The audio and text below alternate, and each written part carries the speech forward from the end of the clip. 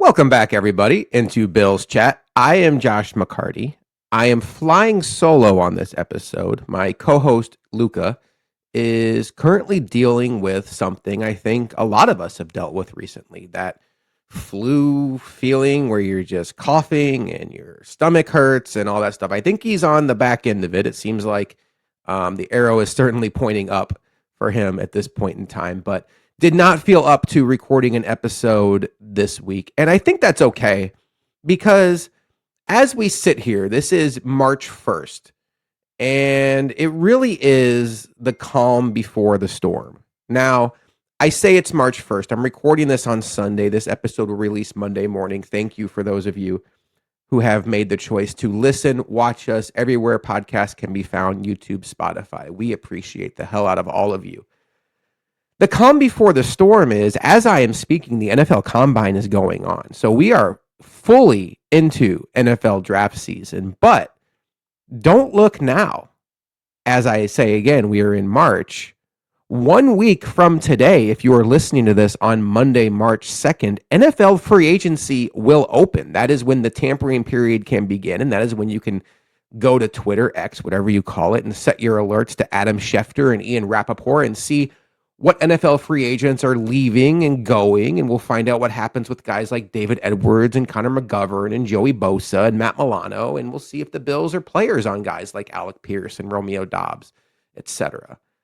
And when I look at what these shows we've done and shows we're going to do are going to be like, the last couple episodes, we did an entire episode on wide receiver trade targets. We researched available names, and a lot of those names have been now confirmed to be available. And, we talked about what it would cost both from a cap hit standpoint and a compensation standpoint, and what kind of fit it would be to add a player like a DJ Moore or a Michael Pittman or an AJ Brown, and why it's not realistic to hold out hope for a Justin Jefferson, but maybe his running mate Jordan Addison is somebody you can look at.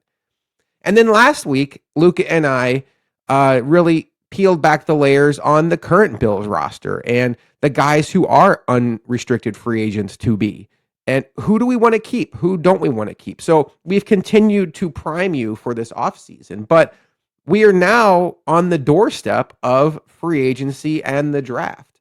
So I think this is perfect. I think actually the fact that it's Sunday is perfect for me that I'm recording this. The Bills this offseason need to go shopping. They have a list of needs.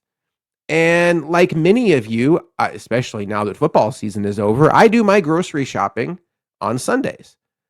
And what's the first thing we do when we go grocery shopping? If you're organized, I don't always do this, but I need to. You make a list. And, your list can be very detailed. You could write out the exact brand of milk or butter that you need, or you might just write milk, butter, eggs, whatever. And maybe you're going to make a lasagna and you just write lasagna ingredients, or you write out all the ingredients.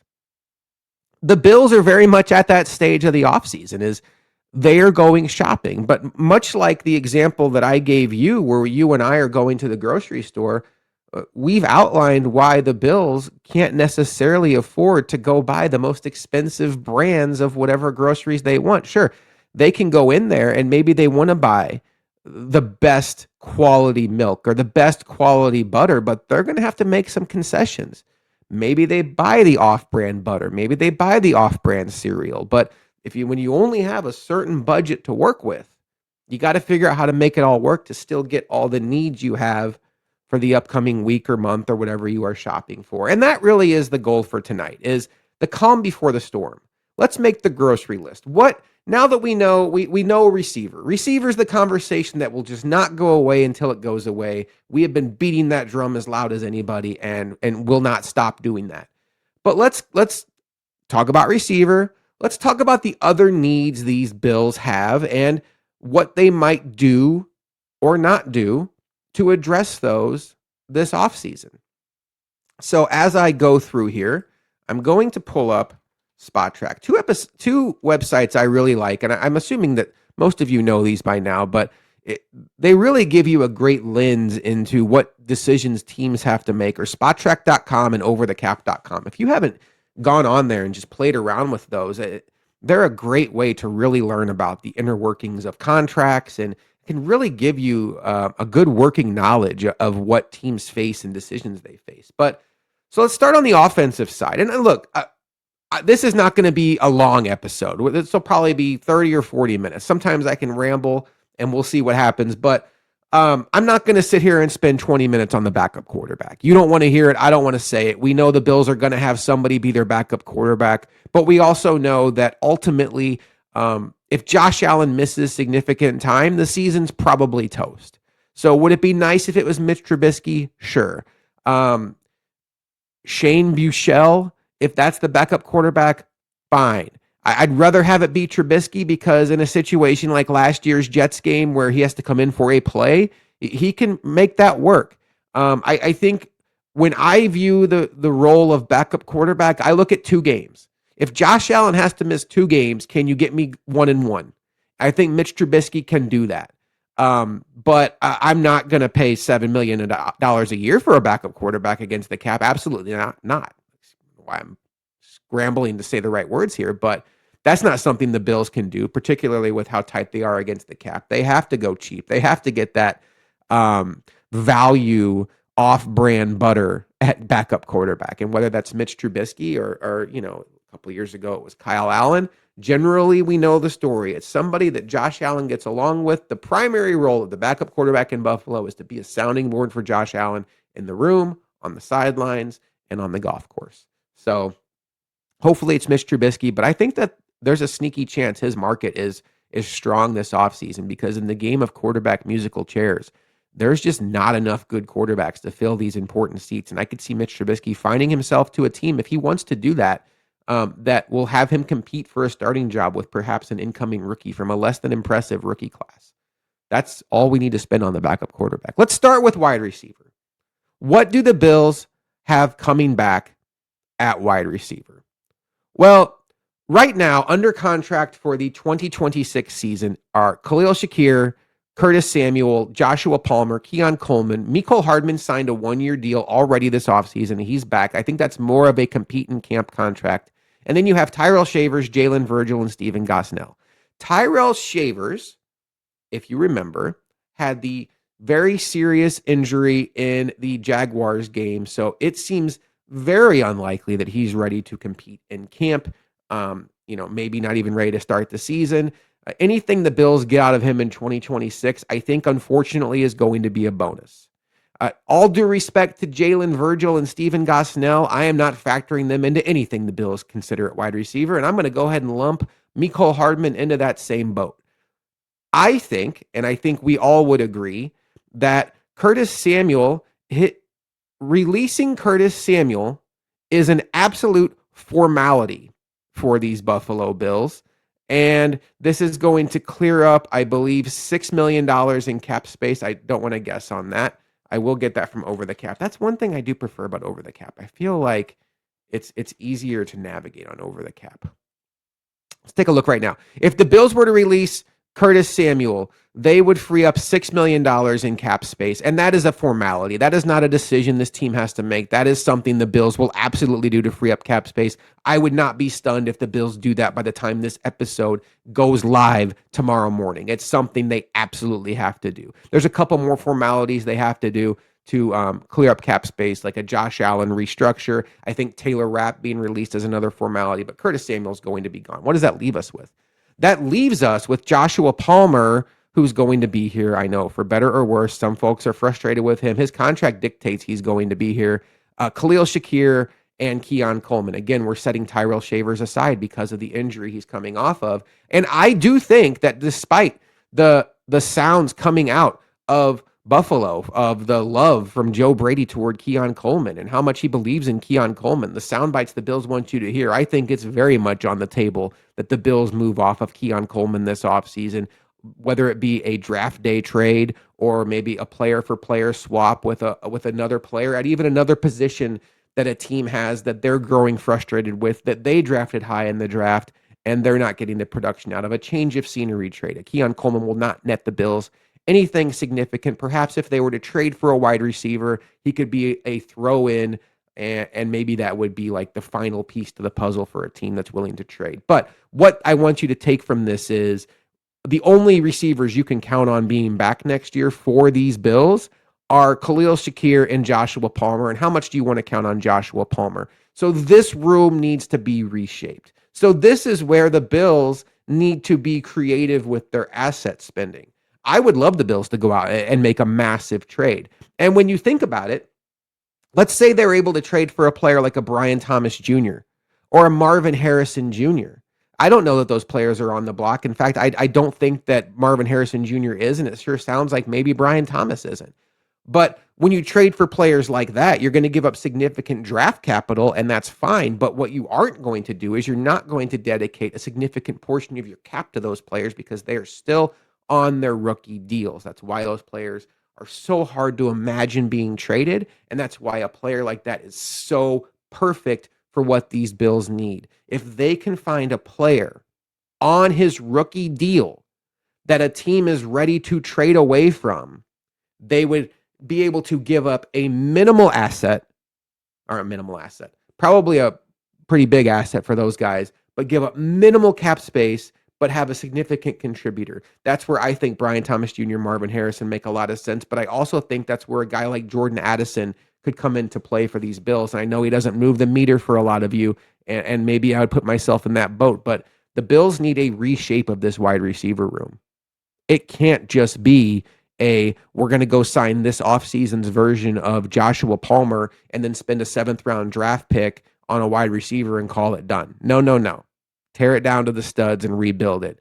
And studs is a funny word because they lack a lot of studs there in the sports context. Khalil Shakir will be here. Joshua Palmer will be here. Maybe Keon Coleman will be here. But even if he is, and even if Tyrell Shavers is ready to go, which seems very unlikely medically, there's still not nearly enough here to put out there to run a functional offense and to support Josh Allen the way we need. The Bills need to go shopping both in free agency and the draft. We've talked about some targets, and I think that the Bills are going to add a veteran receiver at some way, whether it's trade, whether it's free agency, and then in the draft, I would expect them to be fairly aggressive. It seems like that's a position the Bills could take in the first round, even trade up for if the right guy were to fall, like, say, a Tyson out of Arizona State.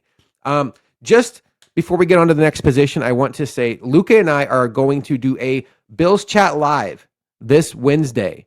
This is going to be a Combine wrap-up episode because the Combine is still going to be going Monday, Tuesday, and we're going to talk about everything that we learned from these rookies at the Combine, how the draft boards have changed, who players the Bills may have been interested in before, how their stock may have changed based on what we saw at the Combine. Fields, the wide receiver from Notre Dame, had a very Keon Coleman-like Combine. But I think also the thing when you have the NFL Combine is you have the entire NFL, insiders, GMs, coaches converging into Indianapolis, and you get a lot of rumors, and you get a lot of stuff to chew on. And the Bills have been mentioned in a lot of rumors, and I think Luka and I are going to sort through all of that, whether it's trade candidates, players that the Bills could decide to keep or could let walk. There's been stuff out there about McGovern and Edwards, stuff out there about players the Bills could trade for. There were two very key veteran names that the Bills were linked to at the Combine. I'm not going to leave you hanging. They were Rashid Shaheed and they were Romeo Dobbs.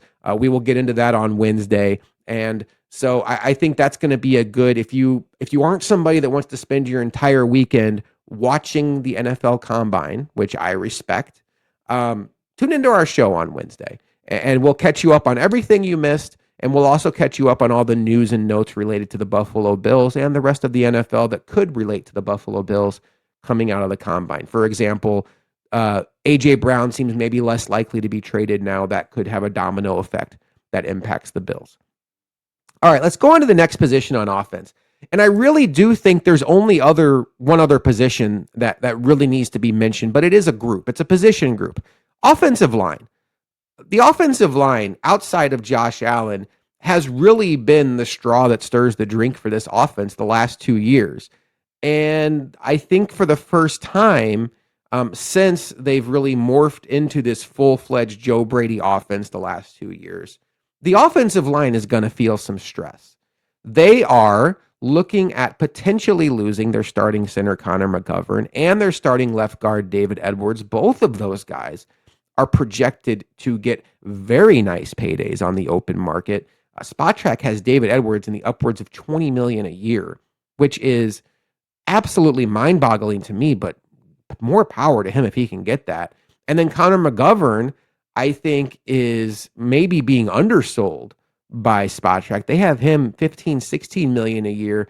But when you hear what's coming out of Baltimore with what they're trying to get done with Tyler Linderbaum, if he ends up staying in Baltimore, Connor McGovern becomes the most appealing center on the market, and he's going to get paid. I think the Bills would like to keep one of those guys. In my mind, the choice is easy. It's Connor McGovern. I think player for player, those guys are probably both equally rated. If you're hearing my phone ding in the background, I'm going to mute it right now. Bad form by me. But I am not interested in the Bills necessarily if I had my choice of revamping the center position. Connor McGovern has been just an absolute stud there for these Bills. He's in sync with Josh Allen. And, when you talk about all the changes that could be coming to this group, having the center in place is good. But what do we know we have? We have the two bookend tackles in Deion Dawkins and Spencer Brown. They're both locked in on long-term deals. They're good to go. Good there. We also know that O'Cyrus Torrence will be going into the last year of his rookie deal. I think we would all agree that if you were to power rank the 5 offensive linemen starters from the last 2 years, O'Cyrus Torrence would be 5th out of that list. He's been a decent player. He has not been a good or great player. He's had his moments, but I think he's left a lot of us wanting more. He has been a solid starter, though, for these Bills, but not somebody that I think a lot of us would be overly confident in giving out a massive deal. But the problem with O'Cyrus Torrence is you have to play an if-then game. If the Bills have the appetite next offseason when he's an unrestricted free agent to extend O'Cyrus Torrence, how many big contracts can you truly have to have on your offensive line? You have Dawkins, you have Brown. If you were to keep one of McGovern or Edwards, that's 3. That's about the limit in my mind. And then from there, that kind of boxes you out potentially from keeping Torrence. I don't need the Bills to factor Torrence into any of this. I know he was a second-round pick, and I know he's been a good player for them. But he hasn't been a great player, and I think he might get paid like a great player. And I don't think he's as good as David Edwards or Connor McGovern. And I want to leave open the possibility that O'Cyrus Torrence takes a massive leap this year in his contract year, becomes a stud, and then the Bills have to pay him. That's a good problem to have, by the way. You can never have a problem when somebody becomes a stud. You just figure out the money and make it work. But I don't want to not keep Connor McGovern out of fear that O'Cyrus Torrence might become a stud. So what does that mean when you start tearing it down beyond that? You know that there's potentially 2 open slots already on the offensive line with center and left guard, but you're also lacking depth. One thing the Bills have had very strong over the last couple years is depth. Alec Anderson has been their swing guy on the interior, and he's been very solid. He is back on a 1-year deal. He was going to be a restricted free agent. The Bills made that much less complicated by just signing him to a true 1-year deal. He is here to stay. No threat of leaving unless the Bills were to decide to trade him for some reason that wouldn't make a lot of sense to me. After that, the next guy that's usually in line for the Bills is Ryan Vandemark. Well, he's a restricted free agent. I don't know that the Bills are going to be overly anxious to tender him because, again, you look at the shopping list. When you tender a backup tackle, that is basically for a backup tackle paying for that premium butter, paying for that premium milk. How important is that ingredient in what you're trying to make? And the other factor there is you have Tylen Grable, who I do think when they're both healthy has outranked Vandermark on the depth chart at times. But the problem is Grable has not consistently been healthy. I think this is a decision where the Bills might have to let Vandermark walk or just see what kind of deals he gets on the market. And then can they get him back? If not, Grable's your guy. But then what? Now you're looking at Chase Lunt, who you drafted last year. Maybe he's a good 4th tackle. That's why you put the guys in the pipeline. Chase Lunt could be ready to go, be the 4th tackle after Grable. But again, the depth is the issue. And then you get to Cedric Van Pran Granger. He's a guy that when the Bills took in the 5th round a few years back, we were all excited about. It felt like a steal. It felt like a guy that could grow into the future of the center position for the Buffalo Bills. And that very much is still on the table. But the problem is he has not been healthy at the right times to show that. He has not been healthy enough in preseason to show that. He was not able to get enough reps in the regular season due to the health of this offensive line to show that. So he is a massive question mark. And I don't think a team with Super Bowl aspirations like the Buffalo Bills can just assume that Cedric Van Pran Granger is plan A with no very good plan B behind him to go out and be the center for Josh Allen. That would be a risk that I would not be willing to take. That again comes back to why I would prefer to see Connor McGovern kept with a Brandon Beane cap gymnastics plan of molding the number, throwing on some void years, doing whatever it takes to keep him in-house, make that cap number palatable as we go along, but also not risking the fact that our franchise quarterback in this offense that was humming last year, despite the lack of weapons, could have a very big issue at center because that can tank your offense very, very quickly. So when you look at that shopping list, I don't know that the Bills can be overly aggressive at replacing David Edwards at guard. I just don't think that's possible. I think it's realistic that one of the answers, let's live in a world where McGovern and Edwards both go. I think you can bank on one of the answers being in-house, whether that's Alec Anderson becoming your starting left guard. I don't love him as your starting center.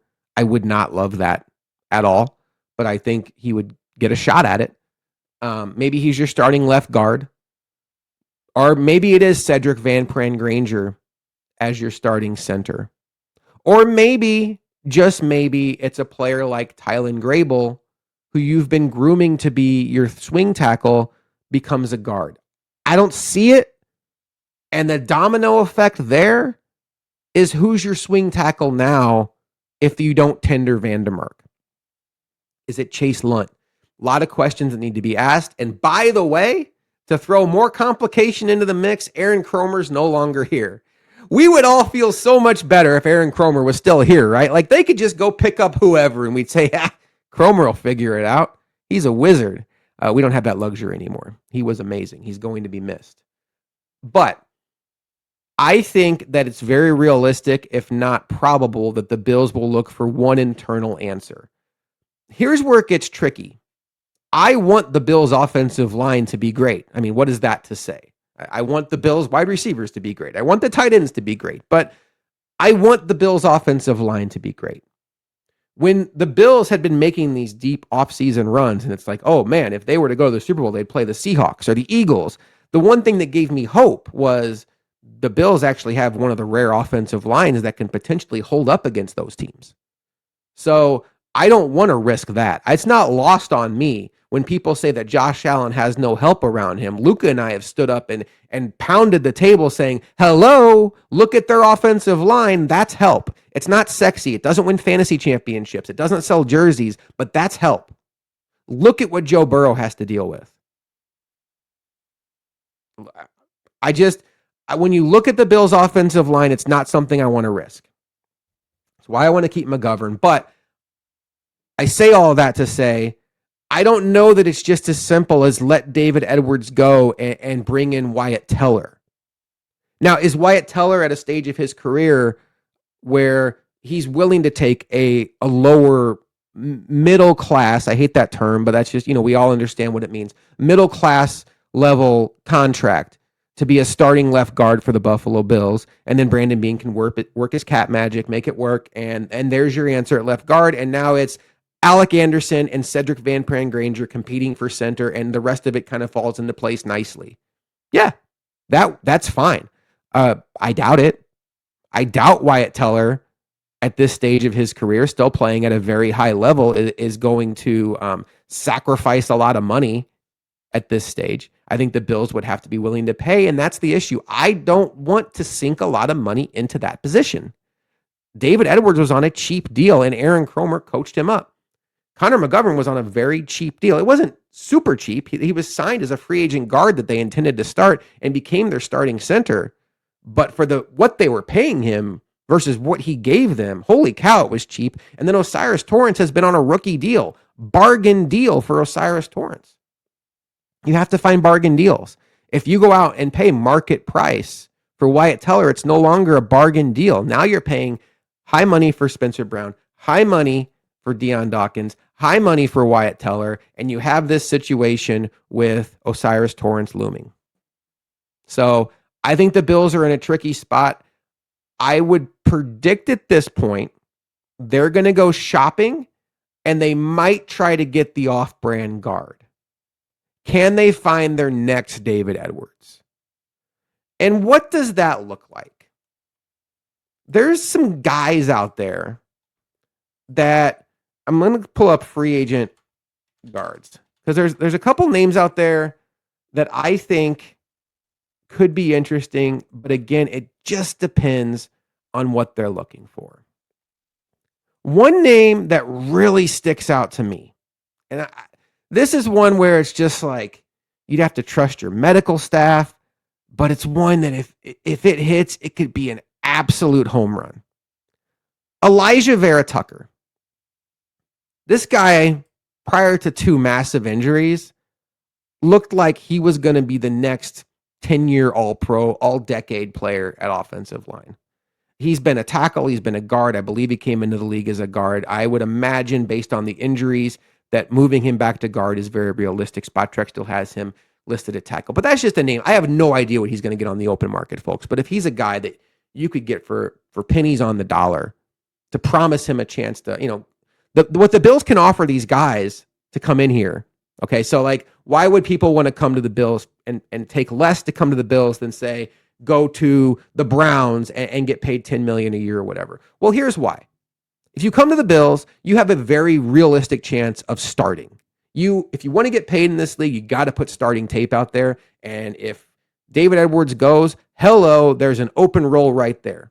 You're also going to play in what you expect to be a very good offense, a Josh Allen offense, and everybody will get credit for that. And you're joining an offensive line that gets a lot of credit that would have just gotten 2 guys very highly paid on the open market in McGovern and Edwards. So if you're a player like Elijah Vera Tucker and the market isn't what you thought it would be coming off of your injuries, would you be willing to take a 1-year deal, a prove-it deal, to go to Buffalo, to be their starting guard, to prove you can play in this league at a high level? And now the Bills have, again, one of the best offensive lines in the league. The Bills are going to be on primetime 3, 4, 5 times in a row, 5 times in a season, plus whatever playoff games they have, you would think. And there's going to be games out there of you blocking Chris Jones.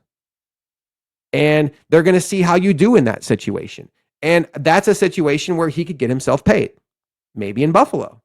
But that's what the Bills offer these guys. And so I think the Bills that's where I want the Bills to live in free agency. Find that veteran prove-it guy. Maybe it's Joe Bitonio from Cleveland. Maybe it's Elijah Vera Tucker. Someone like that. That's my pie-in-the-sky idea. It doesn't mean it has to be the best idea. But again, my plan A would be find a way to keep Connor McGovern and make the rest work. And from there, I'm not going to freak out about guard. You keep Connor McGovern, you figure out guard. I also think that this team needs to continue to add talent to the pipeline at the offensive line. I love what they did with Chase Lunt last year. Just get an athletic tackle and feed him to Aaron Cromer. Look what happened with Tylen Grable. I mean, he hasn't been healthy, but this is a guy that was a day 3 player, and now, when healthy, you feel really good about him as your third tackle. Ryan Vandermark became a very good third tackle, and this is a guy they claimed off waivers from Indy. Like, just get guys, get them in your system, build them up. That's why day 3 of the draft is so important. I expect the Bills to take a couple swings at offensive line, maybe even as early as day 2. And, I wouldn't expect day 1, but maybe as early as day 2 in this draft. And, and then you got a situation like an Osiris Torrance where you could maybe have a starter that's on a rookie deal. That's it. That's all I see for offense right now as far as the shopping list. Like, yes, if the Bills go out and release Dawson Knox, I don't think that would happen. I think it's more likely they either extend him or restructure him. But if they release him, you'll need a tight end. You can find a tight end. You have Kincaid. He's the guy. You have Hawes in waiting to be the blocker. You have Gilliam, if they keep him. I would expect him to do that. They're going to figure out, what are you going to do about your third running back? Do you keep Ty Johnson? Do you roll with somebody else? But otherwise, offense is in really good shape.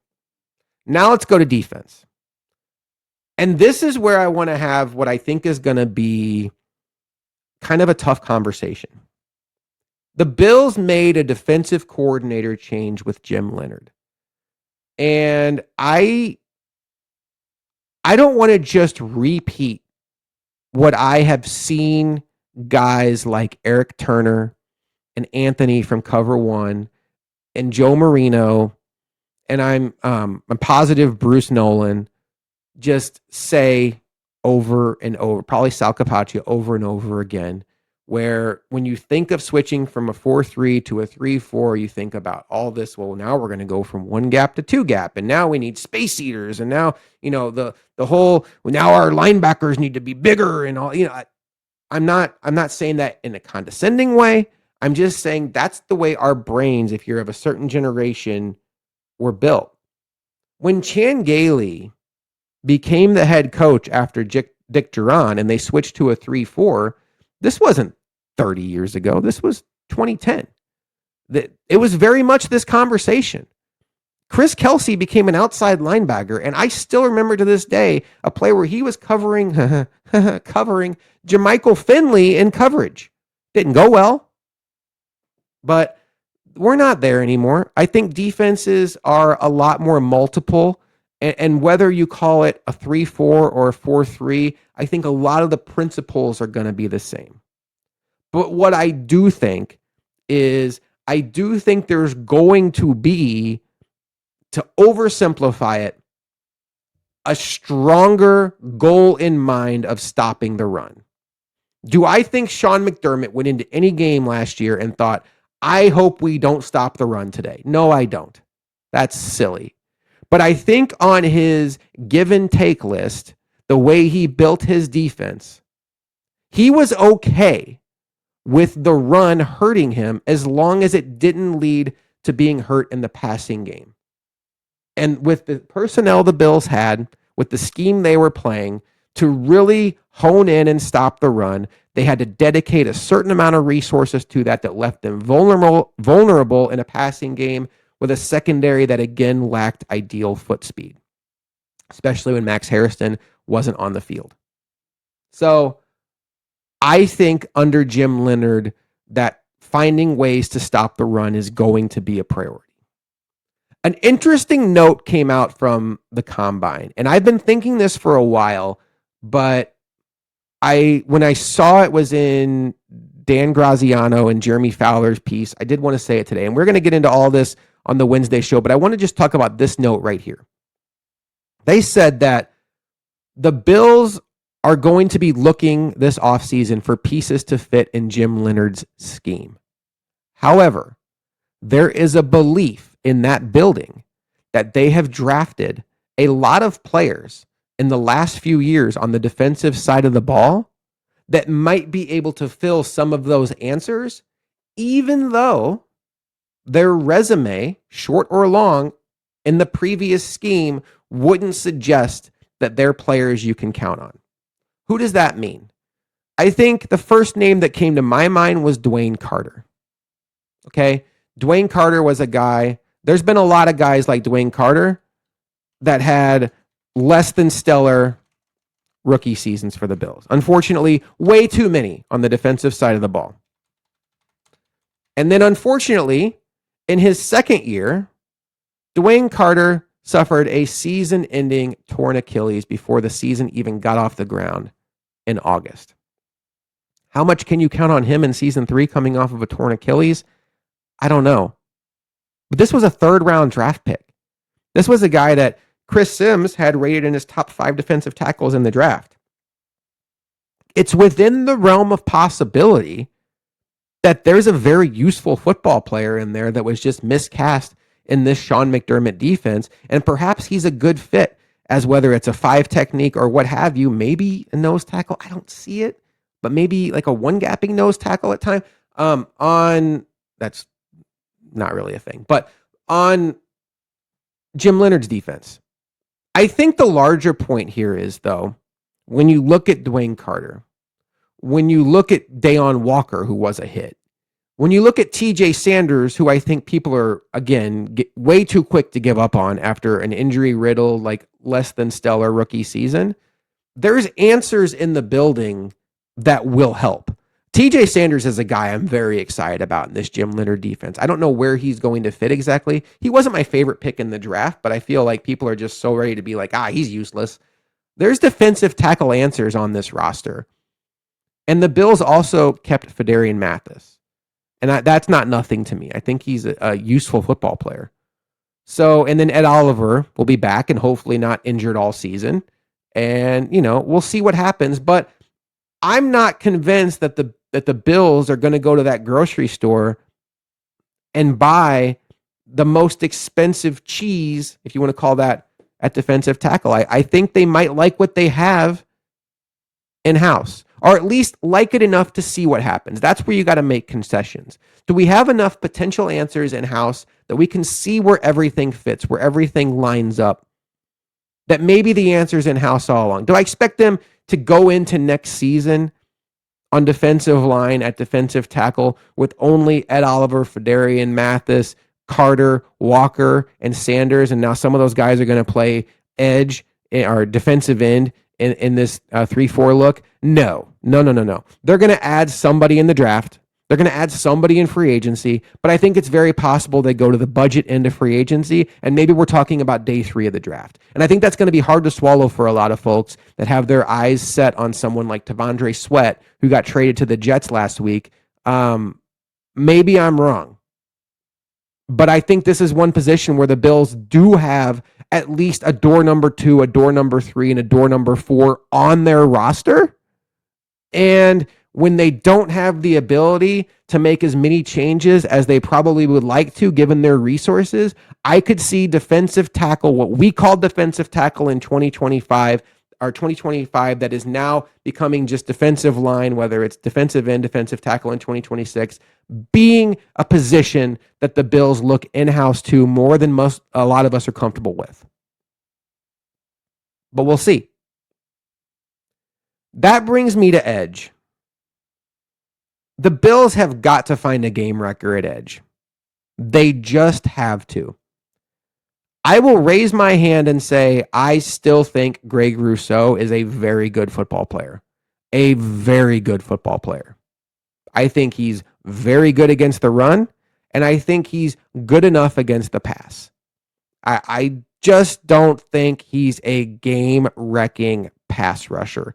Those guys are hard to find, and when you find them, it's like gold. That's why the Raiders are very hesitant to trade Max Crosby, and it's why the conversation coming out of Indianapolis is it's going to take at least 2 first-round picks and a player to make that happen, and that's basically what Micah Parsons went for. Those guys change games, and we saw it in 2022 with Von Miller before he tore his ACL in Detroit on Thanksgiving. What a dominant edge who requires attention on every single down can do to a defense. Joey Bosa is not that guy. Joey Bosa did not provide nearly enough pass rush for these Bills to justify how little he seemed interested in even stopping the run. He can go. I hope he gets paid massively by somebody else, because that would net the Bills a compensatory pick next offseason. But Joey Bosa has played his last game as a Buffalo Bill, and that's a very good thing. A.J. Epinesa is a nice depth piece. I think there's a world where A.J. Epinesa is actually a better fit for this Jim Leonhard defense than even he was for a Sean McDermott defense. But again, that's where, unfortunately, I don't know how much the Bills can go out and keep someone like an A.J. Epinesa, because you could sign him to like a fringe starter, high-end backup deal, but the Bills really don't have the resources to do that. Would you rather go out and sign like 2 or 3 guys, kind of like A.J. Epinesa, and use a paint-by-numbers option where you're just hoping that two or three of those guys are there and one of them pops? I guess. But I think these Bills need to swing big. I don't know if that means trading up in the draft. I don't know that this is the best draft to do that. Um, I, I would expect if Max Crosby is indeed available, that the Bills would be very interested in that. Trey Hendrickson is a name that I've thought a lot about, quite honestly. And I do wonder if there's a connection there. If the Bengals do let him hit the open market, which remains to be seen. They really haven't done right by him recently. These guys are not easy to find. Outside of franchise quarterback, game-wrecking edge is the next most important position, in my opinion, and there are so few of those guys.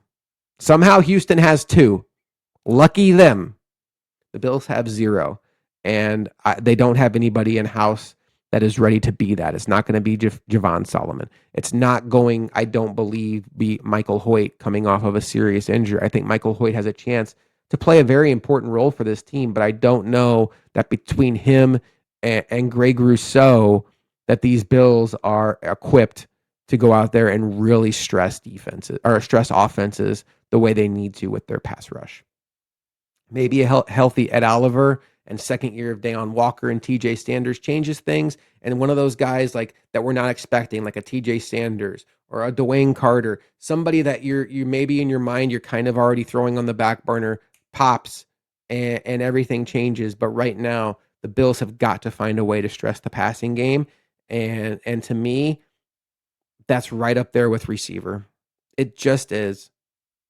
And um in a lot of ways, because Josh Allen is the quarterback of this team, I feel like even if the Bills go out with a similar receiver group as last year, which will make me ill, I feel like the offense will probably be fine. They put up 30 points in Denver on the road on a day where they turned it over 4 times. But I just don't have that same belief about the offense if they can't find somebody that scares offenses. I think I said offense twice. I don't feel the same way about the defense. Maybe it's Ed Oliver coming back. Maybe Greg Rousseau takes a leap. I think he is who he is, and I think that's pretty good. But they got to find somebody. And maybe that's priority one. I don't want the off-brand butter for pass rusher. I want them to spend up, go to Whole Foods, whatever it is. Does Whole Foods sell butter? I don't really know. What else on defense? Not much. I think they're fine at corner. I really do. I mean, I think on draft day they'll need to add a depth cornerback because right now behind Benford and Max Harrison, who do they have? We can't really count on Dorian Strong at this point. It doesn't seem like so. Put some guys in the pipeline. We'll see what happens. You can always find a veteran on the street to be your third boundary. Your third corner, your boundary corner. I am concerned about nickel. I am not convinced that the Bills can survive another season with Taron Johnson as their primary slot corner. In fact, one of the things that came out of the combine was the Bills are considering moving Taron Johnson to safety. Luka and I will get into that on Wednesday, but I don't believe that Taron Johnson is an answer for really any position on these Bills. Unfortunately, his contract dictates that he'll probably be here and he will be a starter. So where will that be? How can he best be utilized? But the Bills have got to find some answers at nickel. My guess is it'll just be another season of Taron Johnson. Cam Lewis is a free agent. I would love to see him brought back. I thought when he got a chance to start, especially against Denver, he played outside of his mind. And then when he went off the field, the game-losing touchdown happened. Right at the guy that was supposed to be in there for him. So I feel like Cam Lewis is a guy the Bills could bring back. Jordan Hancock is somebody that I think is going to factor in at either safety opposite Cole Bishop or at nickel corner. He's a guy that the Bills are still very high on, and he's going to have to factor in. But beyond that, the Bills are going to need a safety for sure. And I don't know that Hancock, maybe Cam Lewis, but I don't think Hancock is somebody that you can just slot in next to Bishop. I think ideally you'd want somebody that can be that deep safety, last line of defense, and let Cole Bishop be more of that robber role. Cole Bishop has the athleticism to do either, but I think he's more comfortable in that robber role. And who is that guy? And I could see the Bills, if things fall a certain way, using their first round pick on a safety. I think it's that important to them. Jim Leonard was a defensive back, by the way. He was a safety. That doesn't have to matter, but it might matter. All right, linebacker. When you look at the Bills, Matt Milano is a free agent, and Terrell Bernard was just never himself this year. Cover one was on it early. He was clearly playing injured. He never had the foot speed we were used to, and it showed up to the point where when Shaq Thompson was on the field, we all felt way better about the Bills' defense. It wasn't even close. Shaq Thompson's also a free agent. I expect the Bills to be open to everything at linebacker. Could they spend a first-round pick at linebacker? I think that would surprise me, but I don't think it would stun me. Terrell Bernard's contract is one that the Bills can very easily get out of after this year, 2026. Matt Milano, I do think, has probably played his last game as a Buffalo Bill, even though he played his best. He played very well down the stretch for them this year. Shaq Thompson is a guy that has already voiced that he wants to come back as a Bill, thinks he'd be a great fit for this 3-4 defense. But if you can get him back on a vet minimum deal or something close to that, great. But the Bills right now, they don't have a lot of answers at linebacker. Dorian Williams probably factors into this mix as an inside backer, as a forward playing inside backer in a 3-4 front. We saw that he has a very strong role. He's very good at blitzing, but I don't think he's an every down player. And if you can't count on Terrell Bernard and Matt Milano leaves, the cupboard is bare at linebacker. And whether you're a 4-3, a 3-4, a nickel, guess what you need on every scheme? Linebackers. Tremaine Edmonds is a name that's out there on the trade block. I wouldn't anticipate the Bills doing that right now. That would cost them about $12 million in cap space. But I think everything's on the table at linebacker. I would predict, sitting here on March 1st, based on what they have in-house and, door number 2, door number 3 that are, Dwayne Carter in a new scheme, TJ Sanders in a new scheme, second year of Dayon Walker, Ed Oliver coming off of an injury, can he play better? I would predict the Bills view linebacker as a bigger need than defensive tackle this offseason. That's not to say they view linebacker as more important. I would view them thinking that they don't have the necessary answers in-house unless they feel way better about Terrell Bernard's health and him just having a down year than the rest of us could possibly have knowledge to. So linebacker is one. It never feels good to spend a first-round pick on linebacker, but it might be necessary. If the Bills can go out and answer wide receiver in free agency or trade, and the draft falls a certain way, how many edges are going to be available in the mid to late 20s that make you think this guy's a game wrecker? We wanted you to draft Nolan Smith a couple years ago, Bills, but didn't happen. I think it could be a linebacker. They need him.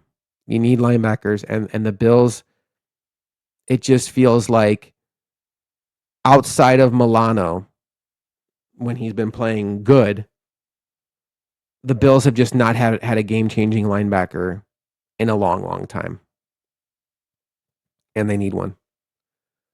All right, well, that to me is the shopping list for these Bills. Free agency, again, if you're listening to this on Monday, starts a week from today when the legal tampering period begins. You will see deals announced that'll be like, hey, the Tampa Bay Buccaneers have agreed to a 5-year deal with Joel Bitonio, but it can't be official until Wednesday, but it's official. You have seen teams back out. Anthony Barr agreed to the Jets, and in that 2-day window, changed his mind. That has happened. But for the most part, we'll start getting a lot of news on Monday. Luka and I will be back on Wednesday this week, 2 days from today, to wrap up everything from the combine. How did the draft boards change? What could the Bills be thinking about with that first pick and the rest of their picks? But also, what are the news and rumblings coming out of the combine? What do we now know about the wide receiver trade market that we didn't know before? We got quite a bit of updates there. What do we think now about Connor McGovern and David Edwards? We got some nuggets there on what the Bills could be thinking. What kind of players are Joe Brady and Jim Leonard looking for on their respective sides of the ball? I think we got some nuggets there. and what the Bills might think about some of the guys in-house that maybe we have written off. We'll be back on Wednesday for that, and then Luka and I will be back next Monday, dropping an episode on the opening of free agency. We will call that a free agency primer episode. Get to it while it's hot. I will hopefully try to convince Luka to get that one published maybe on Sunday, just to give you a little bit more time to get it listening to. We'll see what happens. But I am Josh McCarty. Thank you so much for listening. If you're watching on YouTube, we would love it if you took a moment to like and subscribe. It helps us out so much. We've seen a lot of growth on YouTube. If you're watching on Spotify, like, subscribe, rate us, only if you're going to say nice things. Just kidding. Be honest with us. Let us know. We love your feedback. If you're listening on Spotify or Apple, the Bills Chat Live right now is just YouTube exclusive. It's over there on Bills Chat Podcast on YouTube. Come over, hang out. We are live. We interact with you. Bring your questions, bring your concerns. Our topic will be musings from the combine. But if you have a question that doesn't have to do with that, come and chat. We'll answer it. Let's talk about these Buffalo Bills that we all love. But the offseason is rolling along. The next time we all talk to you, it'll be free agency eve here on Bills Chat. And I will talk to you with Luka next time on Bills Chat.